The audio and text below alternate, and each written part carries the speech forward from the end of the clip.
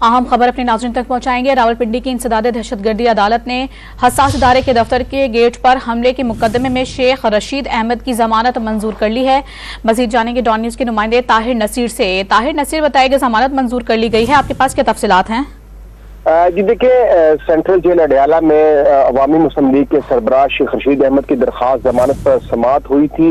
रावलपिंडी की इंसदादे दहशतगर्दी की खुसूसी अदालत के जज ने शेख रशीद की बाद गिरफ्तारी दरखास्त जमानत मंजूर कर दी है। शेख रशीद अहमद थाना न्यू टाउन में दर्ज मुकदमे में गिरफ्तार हुए थे और उसके बाद उनको सेंट्रल जेल अडयाला मुंतकिल किया गया था। ताहम आज रावलपिंडी की इंसदादे दहशतगर्दी की अदालत जज मलिक एजाज आसिफ ने इन कैमरा ट्रायल की और 2 लाख रुपए मुचलकों के एवज शेख रशीद अहमद की दरखास्त जमानत मंजूर कर ली है। अदालत ने शेख रशीद अहमद को जमानती मुचलके जमा करवाने के बाद रिहा करने का हुक्म दे दिया है। जी, शेख रशीद अहमद की 2 लाख रुपए की जमानती मुचलकों के एवज जमानत मंजूर की गई है। तफसीलात बताते ताहिर नसीर, आप बहुत शुक्रिया आपका।